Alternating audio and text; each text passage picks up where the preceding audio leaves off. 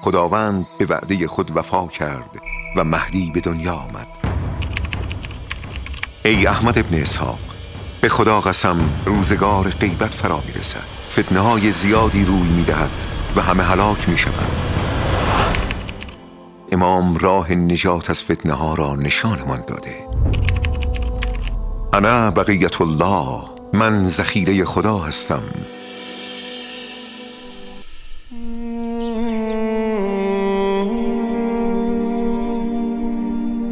امروز یک شنبه 17 ماه شعبان است.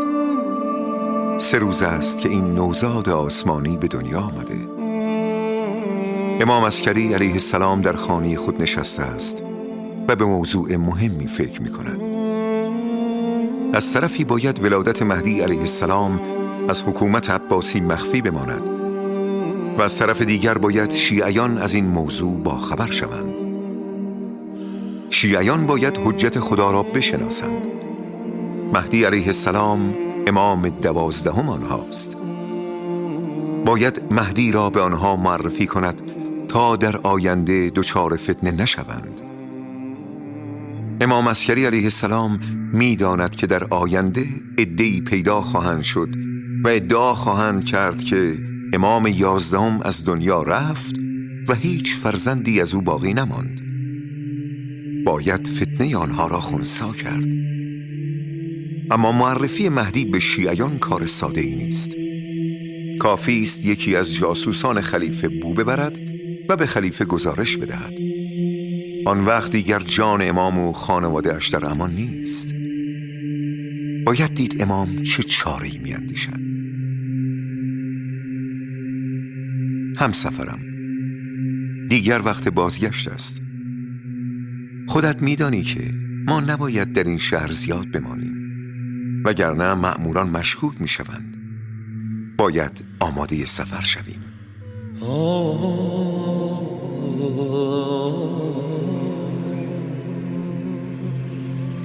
از شهر بیرون میاییم.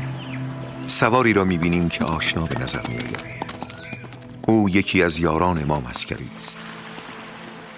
پیش میرویم و سلام علیکی میکنیم. از او میپرسیم عازم کجا هستی؟ میگوید ایران. امام نامه محرمانه‌ای به من داده تا به ایران ببرم، به شهر قم. نامه‌ای برای بزرگ شیعیان، احمد ابن اسحاق قمی. چه جالب، ما هم داریم به ایران می رویم. اجازه می دهی هم سفرت باشیم؟ قبول می کند.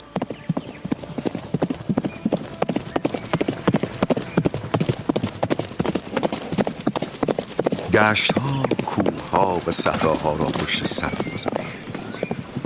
روزها و شبها می گذرند. حالا دیگر نزدیکی شهر قم هستیم. شیعیان در این شهر از آزادی خوبی برخوردارند. به سوی خانه احمد ابن اسحاق می رویم. در می زنیم. خادم خانه در را می گشاید و خوش آمد می گوید. وارد اتاق می شویم. جناب احمد ابن اسحاق وقتی می فهمد از سوی امام عسکری علیه السلام به دیدنش آمده ایم، سراسیمه به استقبالمان می آید. ما را در آغوش می گیرد و پیشانیمان را می بوسد. نامه امام را 2 دستی و با احترام از ما می گیرد. می بوسد و روی چشمانش می گذارد. چون نامه محرمانه است، به اتاق دیگر می رود تا نامه را به تنهایی بخواند.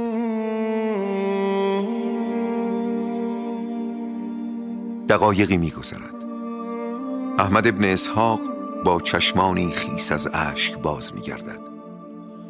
خدای من، یعنی در آن نامه چه نوشته شده بود که این پیرمرد را اینقدر بیقرار کرده؟ دل به دریا می زنیم و سوال می کنیم ببخشید جناب احمد ابن اسحاق، می شود آن نامه را برای ما هم بخوانید؟ معذورم، آن نامه محرمانه بود. ببخشید که اصرار میکنیم. راستش ما از آینده میاییم.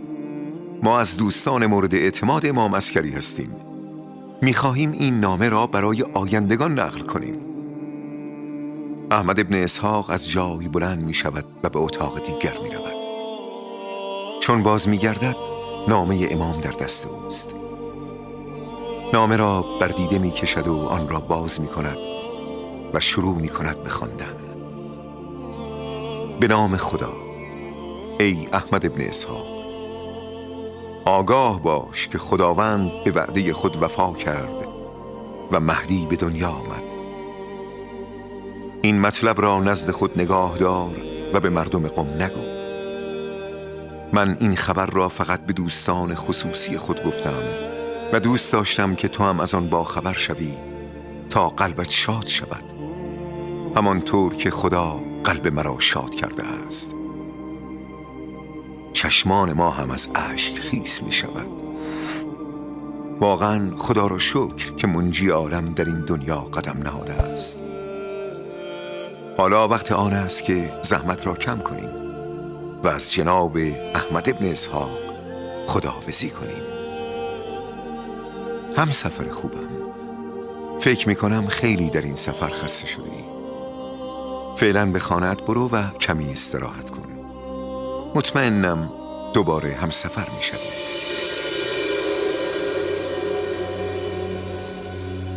چند سالی است که از آخرین دیدارمان با امام عسکری علیه السلام می گذرد. حتما تو هم مثل من دلتنگ سامر را شده ای. بیا با هم دوباره به سامر را سفری کنیم. با هم از دشت‌ها و صحراها عبور می کنیم و به سامر را می رسیم. وارد محله عسکر می شویم. مثل همیشه چند مأمور حوالی خانه امام کشیک می دهند. حالا به چه بهانه‌ای به دیدن امام برویم؟ نگاه کن، آن پیرمرد را ببین. درست می بینم؟ احمد ابن اسحاق قمی نیست؟ چرا خود اوست؟ عجب، اینجا چه کار می کند؟ لابد او هم از قم آمده برای دیدار امام. احمد ابن اسحاق از نمایندگان امام است. او اجازه دارد به خانه امام رفت آمد داشته باشد. شاید با کمک او بتوانیم با هم برویم به دیدن امام.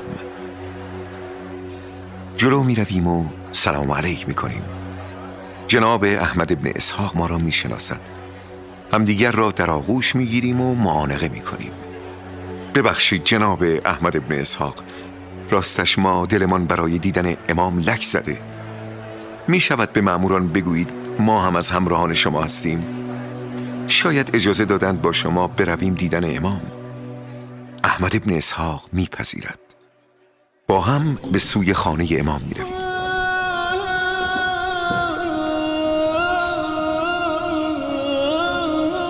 مأموران ما را حسابی بازرسی می کنند، اما بالاخره اجازه می دهند عبور کنیم. حالا ما در چند قدمی دیدار امام مهربانمان هستیم. در می زنیم. خادم در را باز می کند. وارد خانه می شویم. چند دقیقه بعد امام عسکری علیه السلام تشریف می آورند. با دیدن امام از جا برمی خیزیم. احمد ابن اسحاق سراسیمه به سوی امام می رود و دستهای امام را غرق بوسه می کند. امام او را در آغوش می گیرد و پیشانیش را می بوسد. کنار امام می نشیند و شروع می کند از اوضاع و احوال شیعیان قم گزارش دادن. ساعتی می گذرد. احمد ابن اسحاق ساکت مانده، اما حرفی در دلش دارد. هر که جای او باشد دوست دارد که مهدی علیه السلام را ببیند. این آرزوی اوست، اما نمیداند که این آرزو را به زبان بیاورد یا نه. در همین فکر هاست که ناگهان امام عسکری علیه السلام می‌فرماید: ای احمد ابن اسحاق، بدان که از آغاز آفرینش دنیا تا به امروز هیچگاه دنیا از حجت خدا خالی نبوده است و تا روز قیامت هم دنیا بی حجت خدا نخواهد بود. هر بلایی که از شما دفع شود همه به برکت حجت خداست. حالا فرصت خوبی است تا احمد ابن اسحاق حرفش را بگوید. آقای من، امام بعد از شما کیست؟ امام عسکری علیه السلام لبخندی می‌زند، از جا برمیخیزد و از اتاق خارج می‌شود. پس از لحظاتی امام در حالی که کودکی را همراه دارد وارد اتاق می‌شود. احمد ابن اسحاق محو زیبایی این کودک است، ماه تر از ماه، خورشید تر از خورشید. امام عسکری علیه السلام میگوید این پسرم مهدی است، او سرانجام همه دنیا را از عدل و داد پر خواهد کرد. اگر پیش ما عزیز نبودی پسرم را نشانت نمیدادم. اشک در چشم احمد ابن اسحاق حلقه میزند، نمیداند چگونه شکر خدا بگوید که توفیق دیدار مهدی علیه السلام را نصیبش کرده. ای احمد ابن اسحاق، به خدا قسم بی تردید زمانی فرا می رسد که فرزندم از دیده ها پنهان می شود و روزگار غیبت فرا می رسد. در آن روزگار فتنه های زیادی روی می دهد و همه هلاک می شوند. تنها کسانی از آن فتنه ها نجات پیدا خواهند کرد که در اعتقاد به امامت فرزندم ثابت قدم بمانند و برای ظهور او توفیق دعا داشته باشند.